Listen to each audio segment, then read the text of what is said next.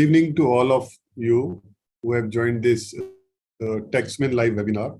And today's topic, handling of scrutiny of returns, basically ASMT-10 form under GST, is very important and pertinent issue.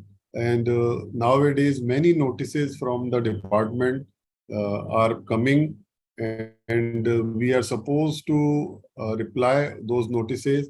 And the genesis behind the ASMT-10, behind the scrutiny of return, we need to understand, because in coming future, few years and especially will be dedicated to the scrutiny of returns, because this is very important tool for the department to unearth the revenue leakages and to proceed the matter further, because this is the basic preliminary inquiry based on which many other consequences and many other decision may be taken by the department to pursue for the suppliers on the tax revenue front.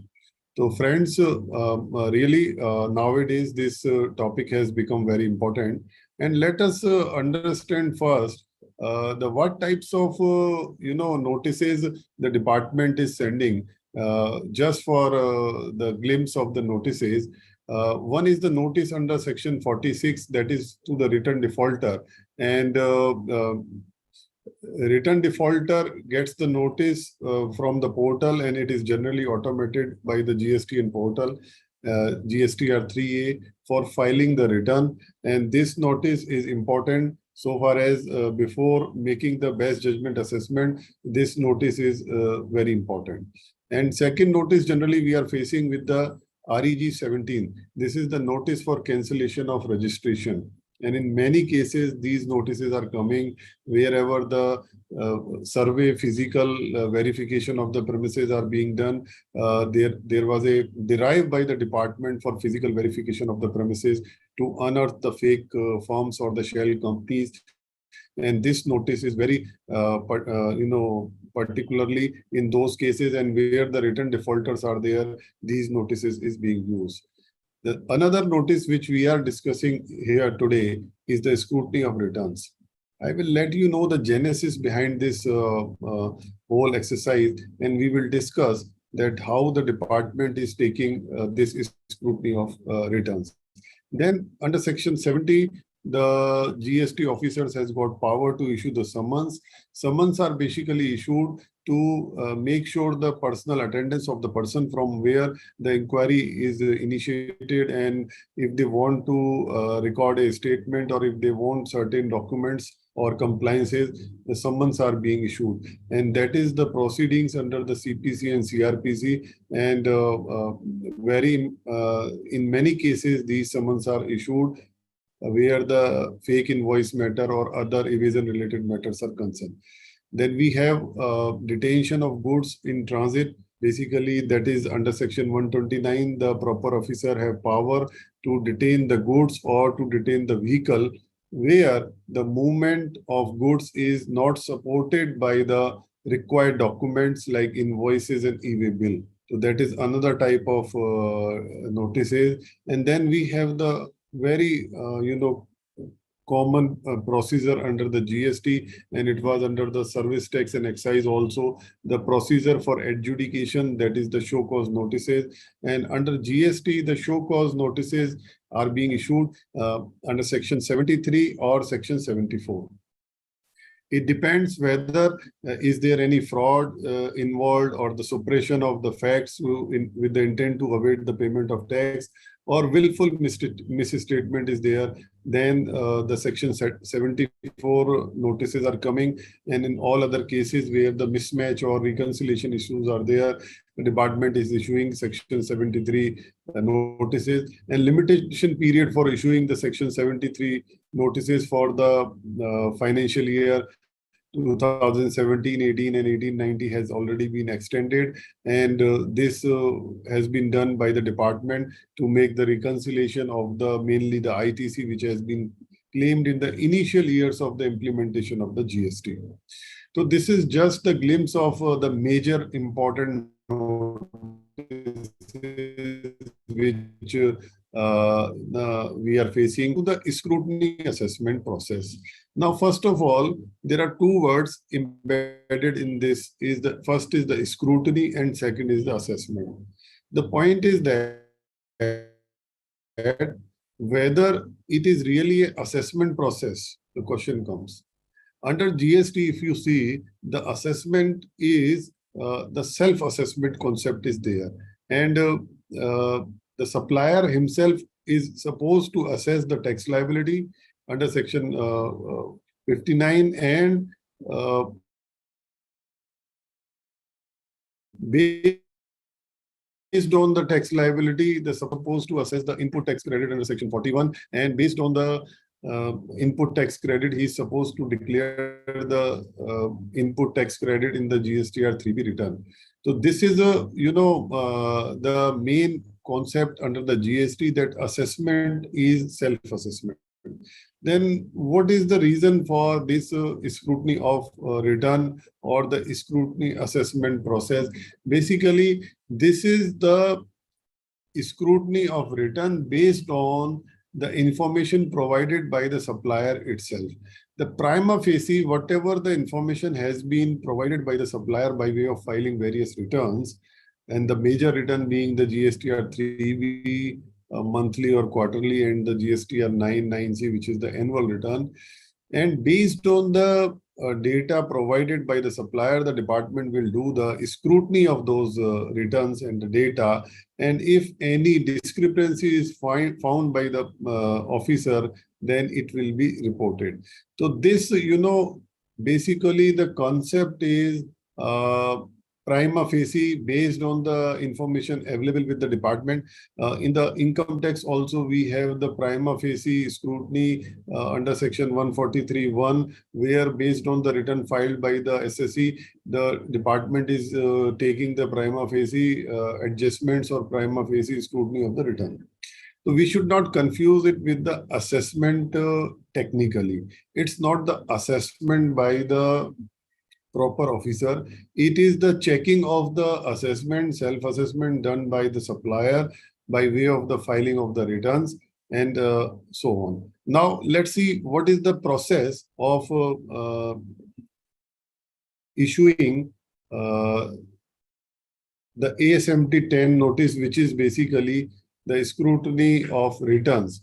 There is one notice prescribed, ASMT-10, that will be sent by the proper officer, and it will be, by way of making it available in the common portal, GSTN portal.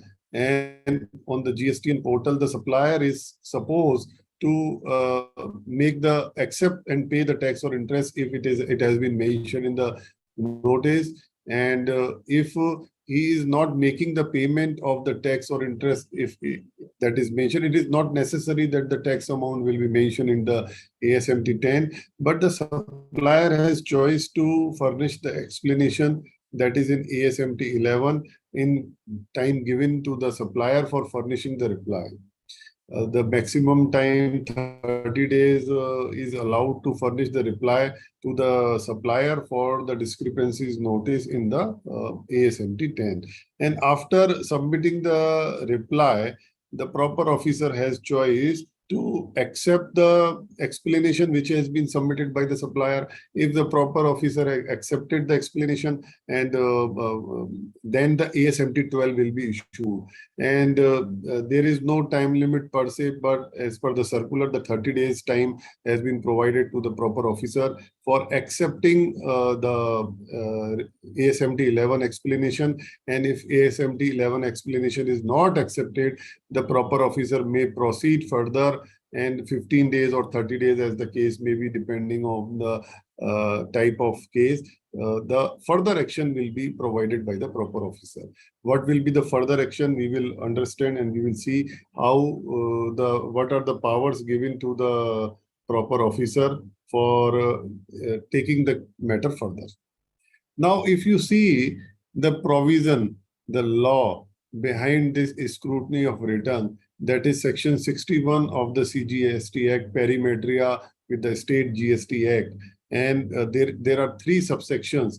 And if you see, the first subsection talks about that the proper officer may scrutinize the return.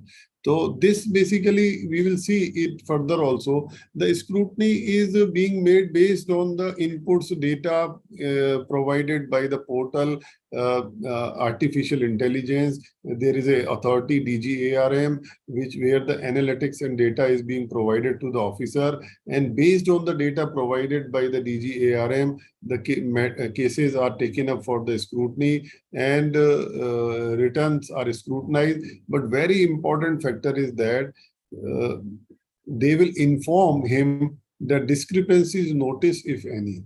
So the purpose of ASMT-10 is not to simply ask for any documents or to any explanation or in general nature, whatever you can ask by way of giving the ASMT-10. No, it is basically the discrepancy. It is the case specific. The proper officer is supposed to inform the what exactly the discrepancy he has noticed, and that should be mentioned in the ASMT-10 notice. And that is based on the data provided to the department by the supplier only. So this is the first part of the section, and the second part of the section says that if it is acceptable, then it shall be informed in ASMT-12, which is there, and no further action will be taken up. But if any reply is not furnished or it is not acceptable, then the action can be taken under section 65, 66, 67, 73 or 74 that we will discuss little bit. And after that, the rule 99 is applicable for this particular case where the form has been prescribed, and that is the ASMT-10. And wherever it is possible, the proper officer will quantify the amount of tax, interest, and penalty also. If there is any tax interest payable, that will be quantified by the proper officer. And then the same procedure which we have discussed, they have prescribed by way of forms, and ASMT-11 and ASMT-12 forms has been prescribed. Now, further coming to some of the cases where generally the ASMT-10 is being issued. Now, the data is with the department, data is by way of filing of the returns, and returns speaks loudly, return speaks so much. There are many cases where the returns may be demanding the scrutiny, may be demanding the further clarification. Let us see. One is the mismatch of ITC in GSTR 3B with 2A or 2B. This is very common error where the ASMT-10 is being issued. And that is very common. And we find that the ITC is being claimed in GSTR 3B in table 4. The columns are given to claim the ITC, eligible ITC by the taxable person, and that ITC up to 31st of December 2021 was based on the own ascertainment and based on the documents available, based on the conditions prescribed in section 16 subsection 2 of the CGST Act, but with effect from 1st of January 2022. The ITC available with the registered person is now mandatorily based on GSTR 2B. GSTR 2A was available earlier, but it was made available after some time from the implementation of the GST. But basically, it was not mandatory in nature. But GSTR 2B has become mandatory because they have specifically inserted a clause in section 16 subsection 2 to make this mandatory, that the whatever ITC has been communicated to the recipient, that will be available for claim by the recipient. So this is one of the common area where the mismatch is noticed by the analytics, data analytics, DGRM, or the portal, or by the proper officer. Then ASMT-10 is being issued for the clarification. There may be so many reasons for that clarification that we can discuss. And second is the mismatch of outward supply as per GSTR 1 with GSTR 3B. The first one was related to the input tax credit, but this second one is related to the outward supply. Friends, the outward supply is reported in GSTR 3B in table 3. And when this outward supply is reported, it is not linked with GSTR 1. GSTR 1 is independent, and when the supplier files GSTR 1 by the 11th of the next month, so the same outward supply is supposed to be reflected in GSTR 3B. Now they have further strengthened, they have further given the mechanism for reconciliation of the GSTR 1 with 3B, and a separate GSTR 1A 1B form has been prescribed. A DRC 1A 1B form has been prescribed. That is a separate issue, but this is one of the common reason for ASMT-10.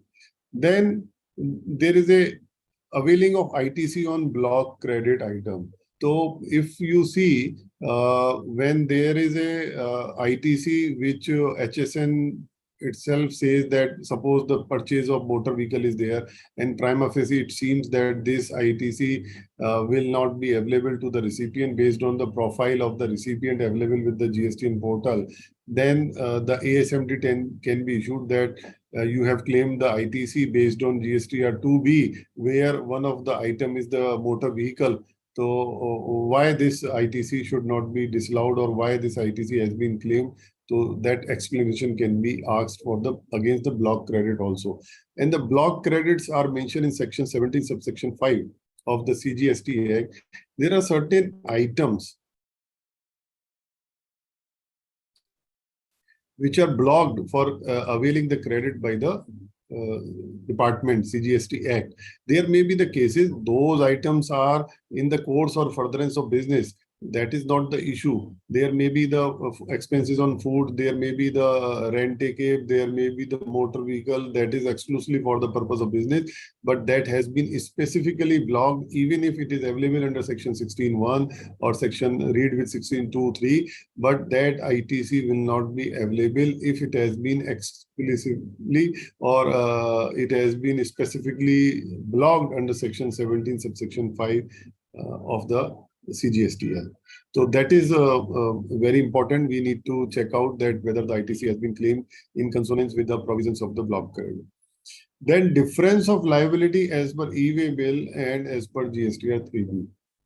Now you see slowly the GSTN portal has working started very differently, and many tools has been added. Artificial intelligence tool had been added, reconciliation, auto reconciliation has been added, and there is a separate agency, Director General of Analytics. They are doing all this exercise, and there may be the cases when the e-way bill has been issued against supply, outward supply, and that amount is not in consonance, not in agreement with the GSTR 3B filed. Suppose in a particular case, e-way bill has been generated for 10 crores of rupees during a particular month or during a particular period, but the GSTR 3B is not reflecting that much of the amount as the outward supply.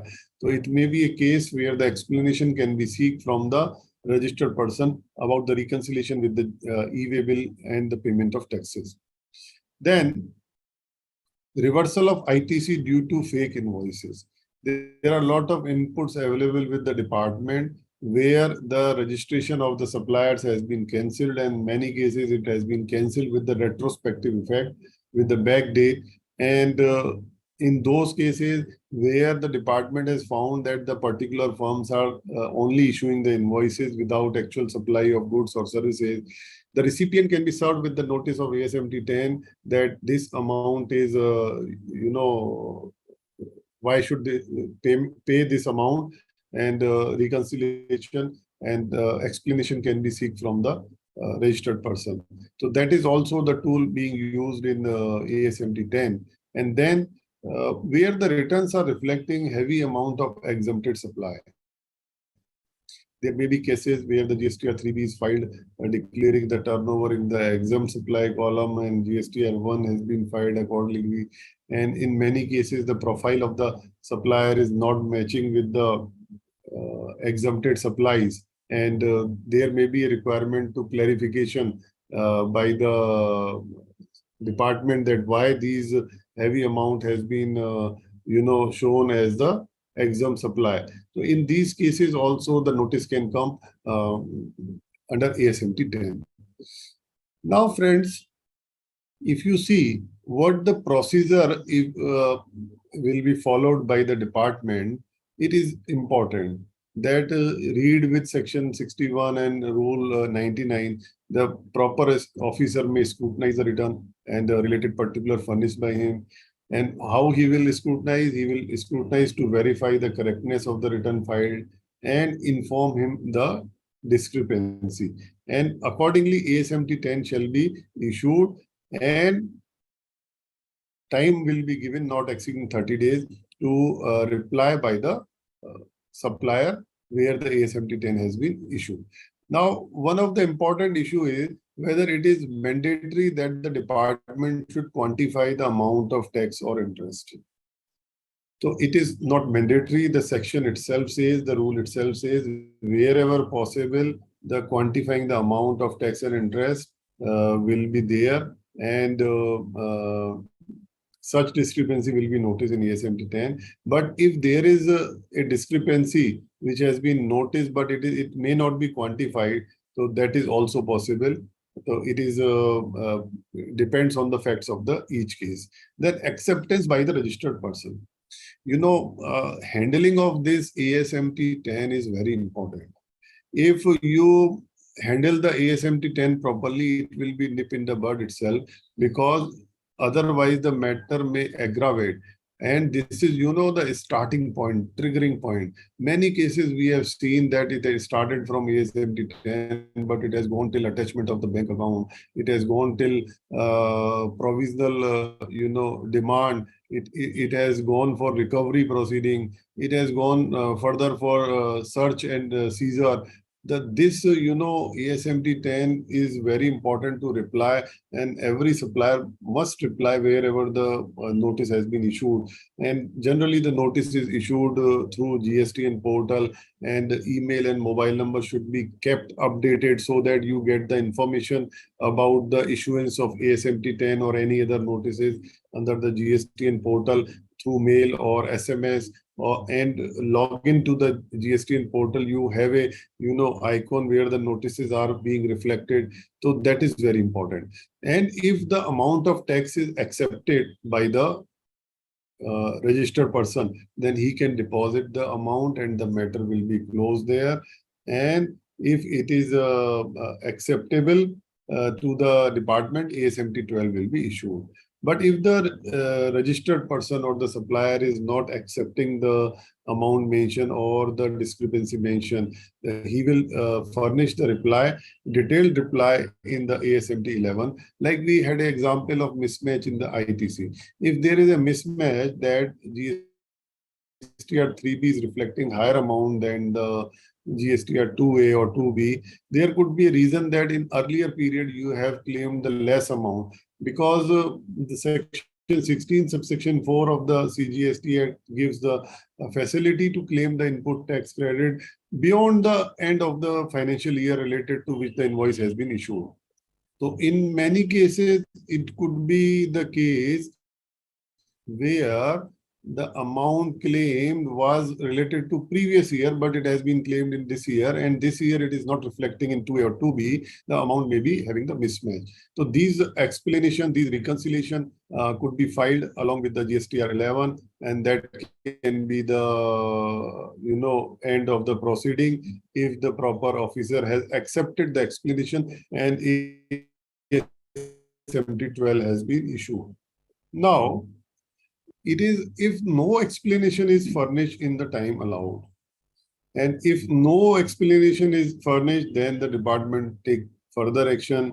And even if the no explanation or explanation has been furnished, but that explanation is not accepted, not acceptable to the proper officer, then also this department can go for action. And when the supplier fails to take the corrective action, then it can be, you know, further action can be taken by the department.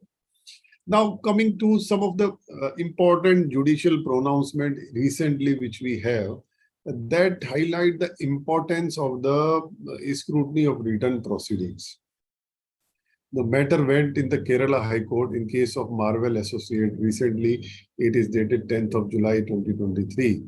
And the matter was related to the availment of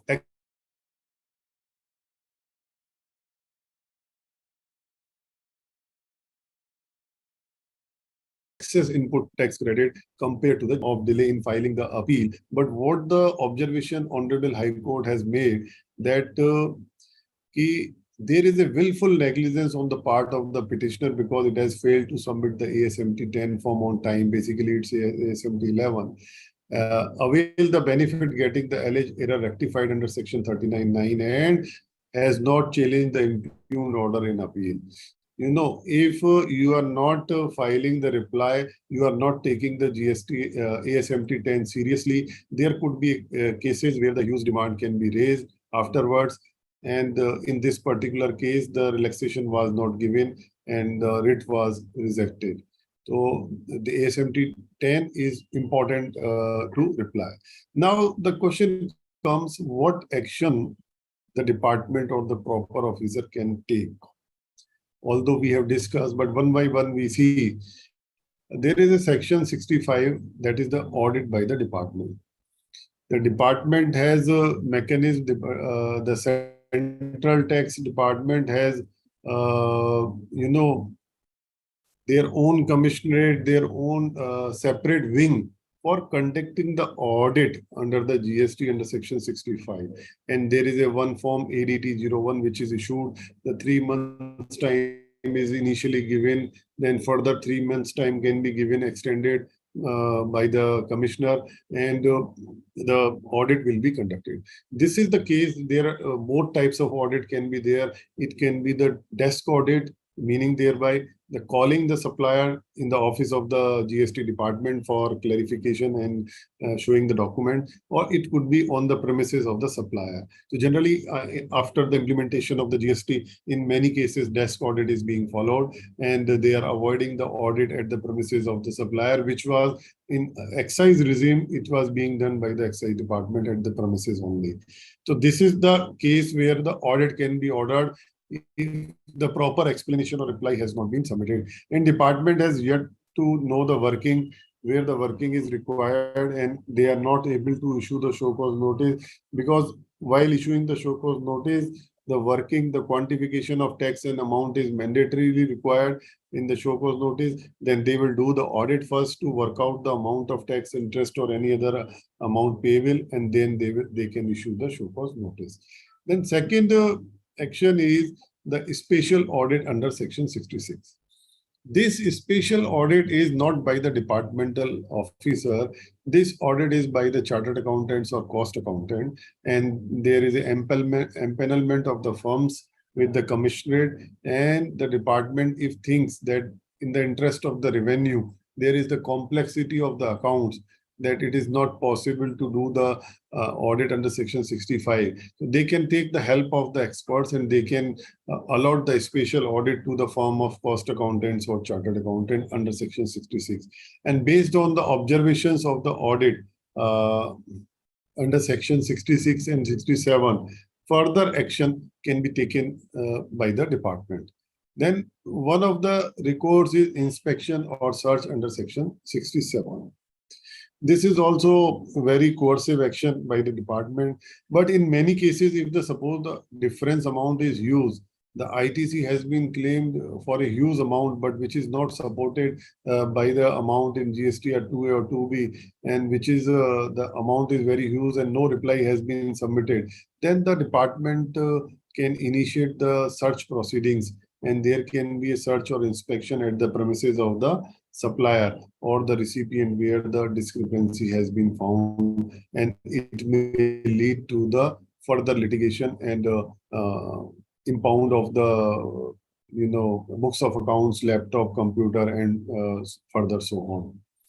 Then if department thinks now the information is available with the department, and the reply submitted by the supplier is not acceptable to the department, so directly they can issue the demand notice under Section 73 or 74, as I discussed earlier. I will discuss few recent judicial pronouncement on very important issues where the show cause notice. This is basically SCN we generally call under section 73 and 75. 74 is being issued. So we will see that how the court has interpreted this issue of adjudication of demand. In one of the cases by Andhra Pradesh High Court, that is basically June matter, the issue was whether the proceeding under section 74 of the Andhra Pradesh General GST Act can force to the scrutiny under section 61 of the SAD Act. Now, I will give you two different outlooks of the different high courts, where based on the different facts, basically the facts of the both the cases are not same. So we can harmoniously interpret the provisions accordingly. So in this case, it was a question whether the show cause notice can be issued directly without recoursing the scrutiny of the return, or it is mandatory to first go for the scrutiny of the return and then only the show cause notice can be issued. So it is well settled law, and the observation was accordingly also the same. There is no need, there is no mandatory requirement for going for the scrutiny of the returns first. There can be a show cause notice straight away. Directly, the notice can come when the department has information in hand, and they can issue the show cause notice, and the supplier or the recipient will have the opportunity to submit the reply against the show cause notice. The case where the amount, for example, the case where the amount of ITC claimed in GSTR 3B is much, much higher than the amount reflected in GSTR 2A or 2B. So based on the information available with the department can directly issue the show cause notice without going for the ASMT-10 mechanism. And the Honorable High Court observed that it should be carefully observed that section 74 starts with the clause where it appears to the proper officer that any tax has not been paid. The word appear has a wide amplitude, subsuming in it not only the section 61 or 65, but also any other credible information from a different source. So from wherever the department may have the source, they can directly go for the show cause notice, and section 74 is where the fraud or willful misstatement or suppression of fact case is there, and where the mens rea is there, then the department go for the notice of section 74, and willful suppression of facts has been defined over there also, and it has a very wide implications. So this was the observation by the Honorable Andhra Pradesh High Court recently. In the another case, in recently in case of Devi Traders, and it was also the Andhra Pradesh High Court. Now the issue was that show cause notice was issued, and show cause notice was issued apparently based on the scrutiny of return under section 61. But the point was that the DRC1 was issued based on the scrutiny of return, but the ground taken in the DRC1 was completely different from set out in ASMT-10. The basis of issuing the show cause notice was not as the issue which were raised in ASMT-10, but the DRC1 was talking clearly that this show cause notice has been issued based on the inquiry conducted, or the impugn order is apparently made pursuant to the scrutiny of the GST returns filed by the petitioner under section 61. Then the High Court came differently, and the Honorable High Court has observed that in this case, it is not a valid show cause notice because the show cause notice has been issued based on the ASMT-10, and the grounds basis taken in ASMT-10 is quite different from the grounds taken in DRC-1. And in this case, particular case, Devi Traders, the show cause notice was quashed by the Honorable High Court, and this was in favor of the supplier. So in both the cases, you can differentiate, although the scrutiny of return ASMT-10 is not a mandatory precondition for issuing the show cause notice. But if the show cause notice has been issued based on the scrutiny of the return, and the basis of issuing both the notice are different, then certainly this show cause notice can be quashed because the same grounds were not taken in the ASMT-10. Now, we have two instructions. And one instruction came 2/2022, and that was the SOP, Standard Operating Procedure, for the year 1718 and 1819 only. Now, this is very important.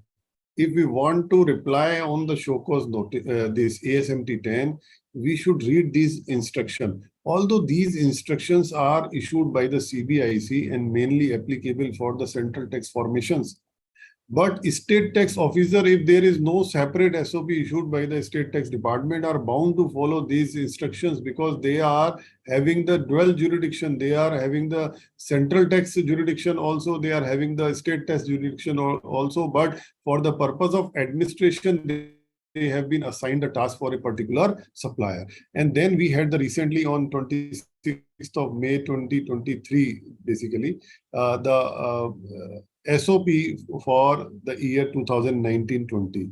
So these, two SOPs have issued. And if you see, many of your queries will be sorted out. Many of your confusions will be sorted out if you carefully read these instructions.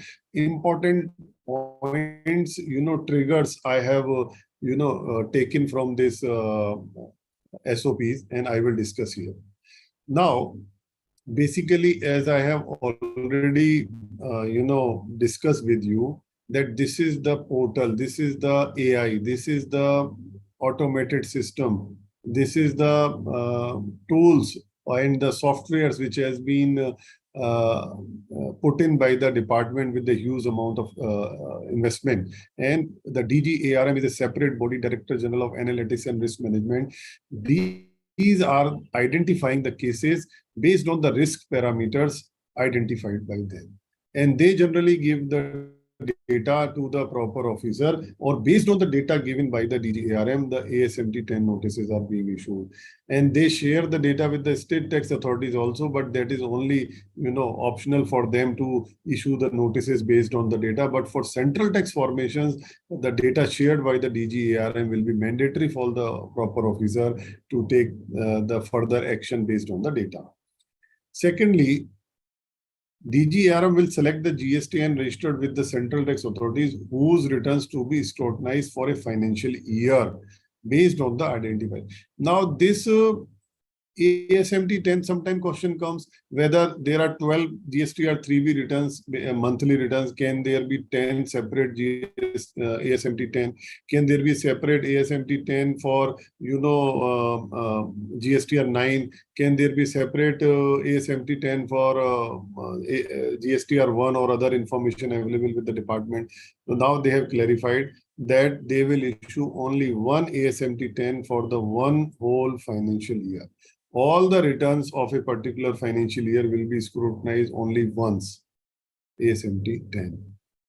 And in many cases, there are number of ASMT-10 has been issued for separate returns.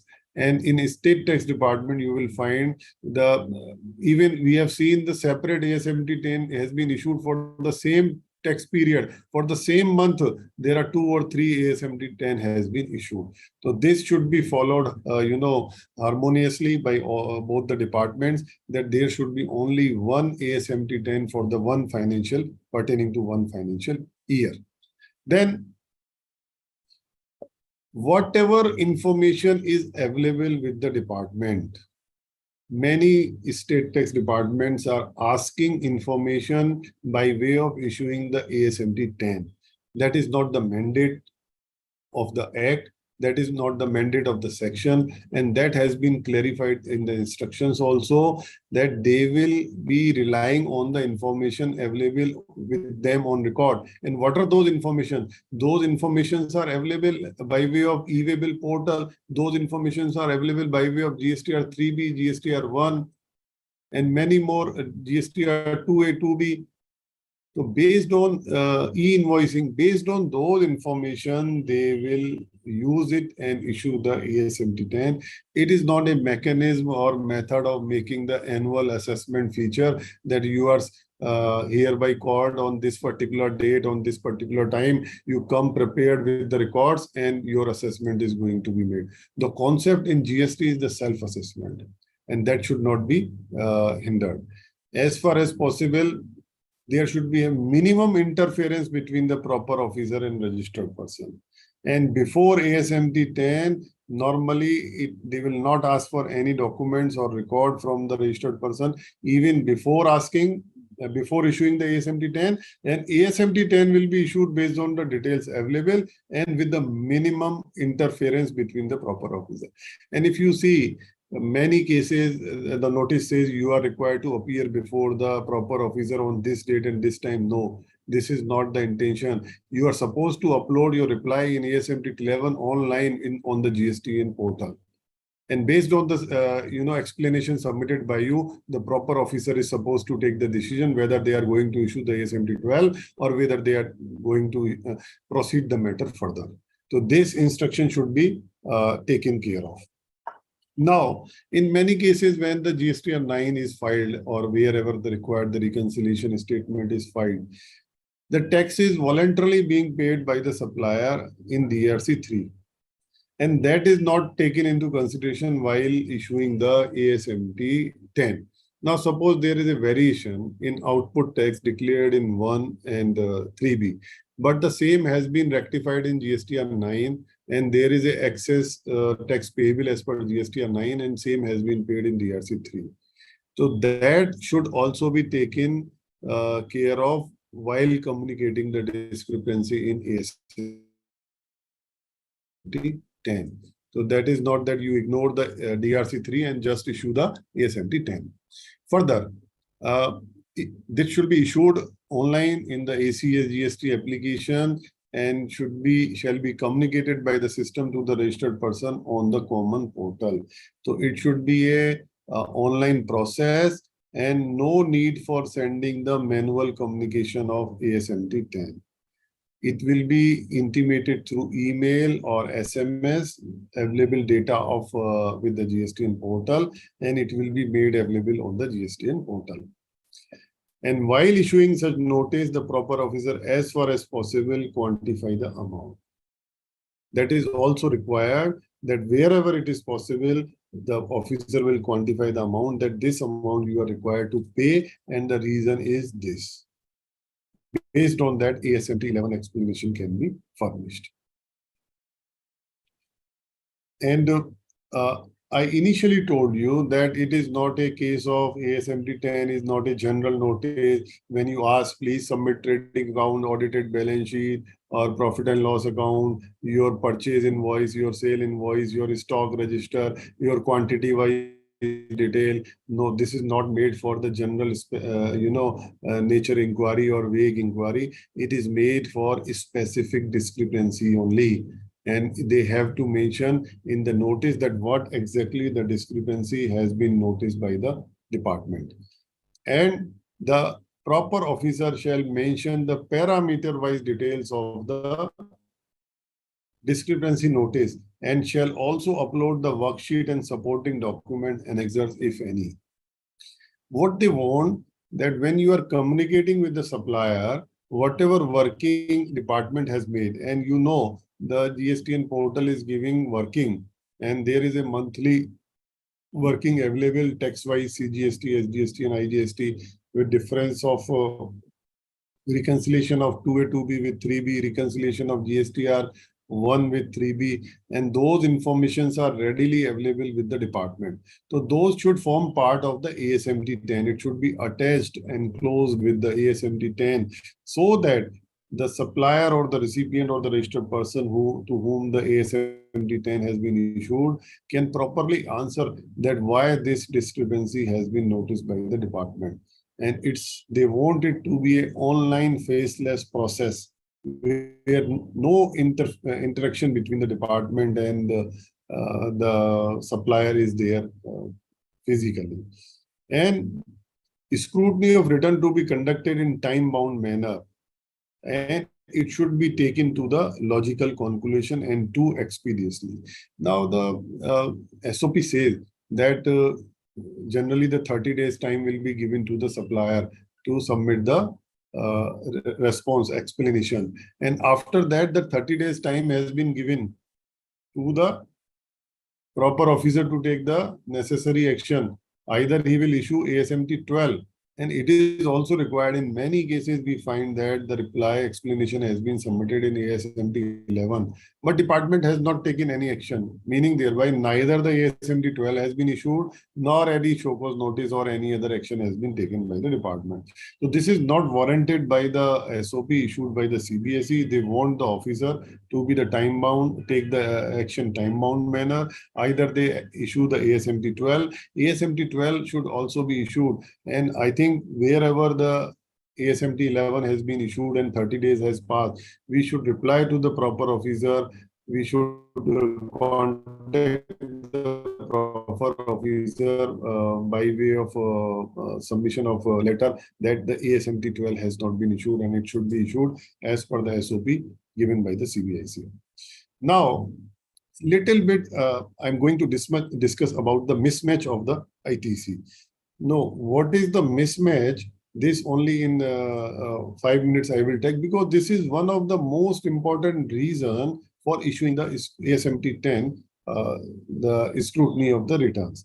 Now, if you see, dichotomy of mismatch is that there may be a reason that non-availability of system of matching as per section 42.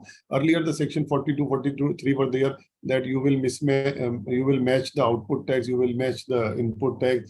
Those sections has been deleted. So due to non-availability of the system of matching between the supplier and recipient, there might be, because in some cases the supplier was issuing the credit note, but the recipient was not taking care of. In some cases, the recipient was issuing the debit note, but there was no use because the supplier was not issuing a credit note against them. There was case of goods return. There were cases of sale return. Those were being differently handled by the supplier and the recipient.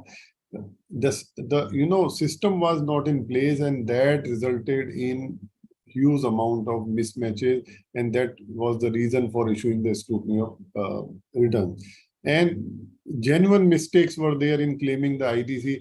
In many cases, the purchase amount was claimed as ITC in IGST. In many cases, the IGST amount was claimed as CGST, and accordingly, the mistake happened. So there were the genuine mistakes which could not be rectified by the supplier. This resulted in the mismatch of the ITC.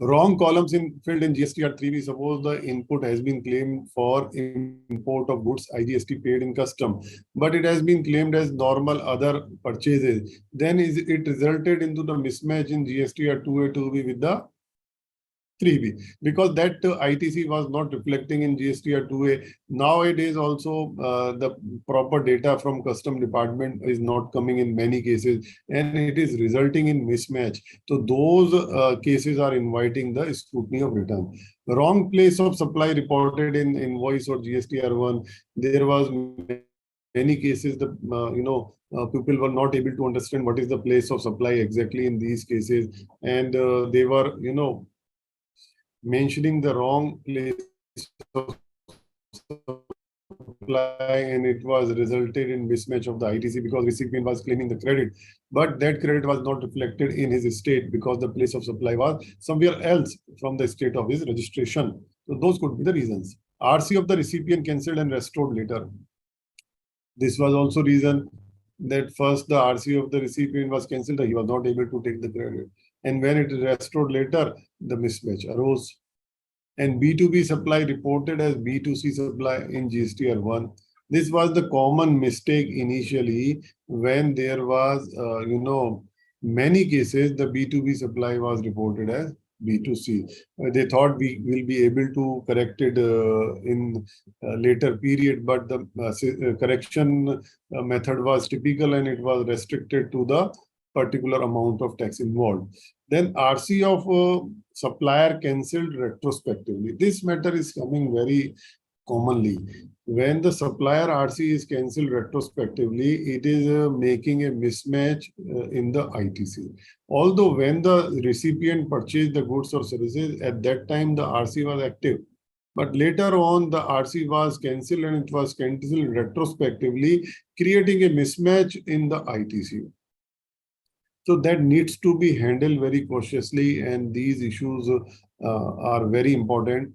And allegations of fake invoices, this is also one of the reasons that the mismatches are coming. And earlier, when the GST are to be made mandatory from 1st of January 2022, earlier there was a rule 36(4) where the leverage was given of 20%, then 10% and 5% of the amount which is reflected in GSTR 2A, that much of the variation can be made, but that is only where the invoices are available with the recipient and all other conditions have been fulfilled. Now this particular rule created so much of the amount of the mismatches, because in many cases the people started claiming 10% higher than the 2A, 20% higher than the 2A without looking actual amount of purchase. What was the maximum amount limit available? They applied the limit, and it created a huge amount of mismatches. That's why the department has taken the limitation period extended also. Extended so that these mismatches can be handled under section 73, and accordingly these can be handled. Now this is what I wanted to share it today, so far as the ASMT-10 basic idea, that what ASMT-10 is, how it is going to handle, how we are going to reply, and what are the cases where these, and many more cases are there where the ASMT-10 can be issued and are being issued. And this is one of the practice area in the coming time. We need to handle ASMT-10 carefully. Thanks for listening me so patiently. And I would now refer to the Taxmann team to take up the further. And I would see if there are any questions. Let me see. Yeah, there are a few questions I would like to address. One is, can more than one ASMT-10 be issued for same financial year? I replied this. The SOP is talking about that when old ASMT-10 is not dropped with now, only one ASMT for one financial year is, as the SOP is saying, they should follow it. And generally they keep on issuing. That's not the correct practice. Whether allegations of contravention of section 17(5) can be made in ASMT-10 based on the invoice of voter. Whatever information they have with them, if they have the information HSN wise, and your profile is saying that this particular ITC is blocked for you, they can ask you the explanation, and if it is available, you can submit the reply. But they will not ask you before issuing the ASMT-10 that provide us the copy of invoices and whatever. But based on their own data, they can ask you. Now, another question is that in case of blocked ITC on health insurance, we get one main invoice at the time of insurance renewal. And every month, insurance company adjusts employees by showing invoices or credit notes. Here, when we reverse the ITC under section 17(5) at the time of main invoice, how can we adjust credit note as system automatically shows net of ITC by deducting the ITC on credit notes? Since we did not claim the ITC, we cannot net off the credit notes as well. This query is something, you need to clarify it. If it is only one invoice, then only on that period you are going to reverse the ITC. There is no question of credit notes further. But if it is, monthly basis, then every month, if it is reflected in GST or 2B on monthly basis, then you need to reverse it on monthly basis. When one main invoice is issued, then that is the point, that is the time of supply, and based on that time of supply, based on that invoice, you are going to take the action under section 17(5). So I think you need to understand the situation carefully. Then one more query is there. ASMT-10 issued under section 61(1) for ITC difference between 3B and 2A. As per section 61, the proper officer may scrutinize the return and related particulars furnished by the registered person to verify the correctness of the return. As 2A is not returned and not filed by the taxpayer, is the notice AMT legally valid? If you go strictly on the words, then you can interpret like this, but this is not the situation. Basically, 3B is the return. So he is scrutinizing 3B, not 2A. 2A is the supporting document to scrutinize the 3B. When the 3B ITC amount is say 1 crore and your 2A is reflecting only 1 lakh rupees of the ITC, so that is the reason that a department can ask you that there is a discrepancy in the GST or 3B. They are not saying that there is a discrepancy in 2A or 2B. So that is, permissible. And in any case, if you do not allow the section 61 to happen, there are a lot more sections available with the department. There are other records available with the department. So rather, it is better to reply on these notices if there is a particular specific discrepancy has been mentioned, so that the matter can be sorted out. I think I was having those queries only, but one more query is there in the chat also. How can we proceed to file appeal against ASMT-12 issued by the officer but not uploaded on the GSTL portal? Also, whether period of not uploading the GST, there is no actually reason to file the appeal against ASMT-12 because, appeal, there is no demand by issuing of the ASMT-12.